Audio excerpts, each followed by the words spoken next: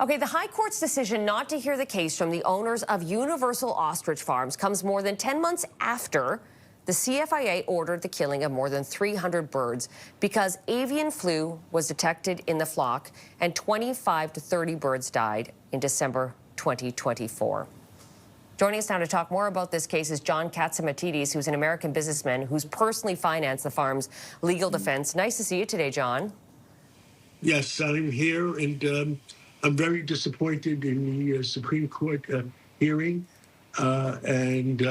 You know, it's all about truth, justice, and the American way, as they used to say. When I say American way, I mean Canada and the United States are part of America. And all we want is truth and justice. And if a few bureaucrats are making mistakes, and it's a possibility that a few bureaucrats make mistakes, that the court should intervene and say, well, let's find out some more truth and find out let's find out what both sides have to say to see what the real truth is. And we make no demands. We just request that the truth get out.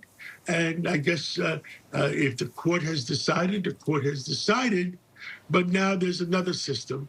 There's a justice system in the United States, and there's a justice system. And let the Department of Justice in the United States, if they want to, investigate it to find out what the truth really is, because it just seems like something is wrong. And I don't know what is wrong. Sorry, John. All the United States asked for, what Dr. Oz asked for, what Secretary Kennedy asked for, all he asked for is allow the Federal Drug Administration, the FDA, which is world-renowned, to test, to allow them to test them. And I don't know why they would not allow them to be tested. Because, can I answer that for you? Because I think the answer would be... Well, I mean, I think the obvious answer would be because the FDA doesn't have jurisdiction in Canada. The CFIA does, and they have ruled that... We didn't make any demands. All we did is ask. Oh, okay. Well, what's wrong with asking? I think that comes down to semantics just a little bit, but I think the request was that you test the birds. No semantics. Okay. We just want to ask that satisfy maybe 1 million Canadians and Americans that are asking for it. Don't you think 1 million Americans, Canadians, and the United States citizens asking for it should at least allow them to be tested? I mean, it just does. You know, there's an old expression in New York: it doesn't pass the smell test. So what would you like to see happen now? You've exhausted all legal avenues in Canada. What are next steps? Well, we appeal to the Prime Minister and see if he can do the right thing. I mean, we don't want Canada. We don't want the Prime Minister arguing with President Trump. We don't want President Trump arguing with the Prime Minister. And it's all we want is truth, justice, in the American way. And what we want is the right thing to happen. And there may be 1 million people looking at this or listening to this or talking about this.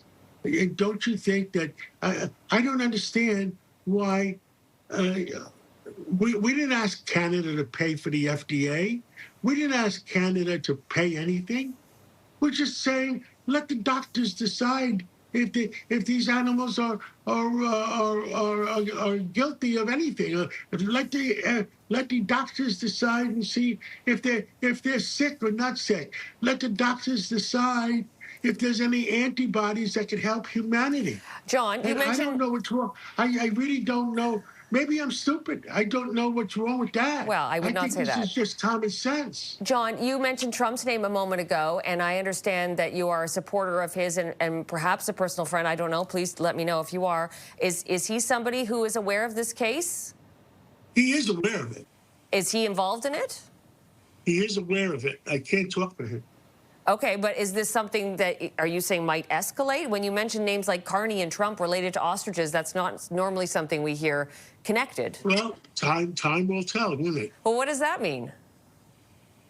I'll let you do the. Well, you're here. You explain to our viewers who are watching across the I country don't right know. now. It depends. It depends. It depends what the leaders of the free world decide to bring it up or not.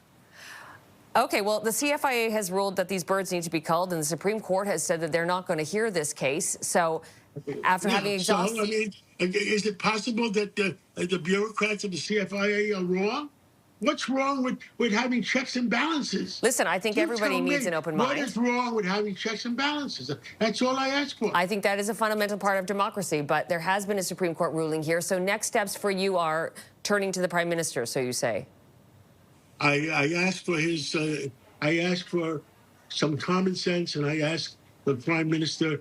It rests on his shoulders. He's the only person in Canada that can do anything about it right now. Have you called Mark Carney? I don't have his phone number. Okay. Well, John, it was delightful speaking with you, and we look forward to hearing what the latest is on this case.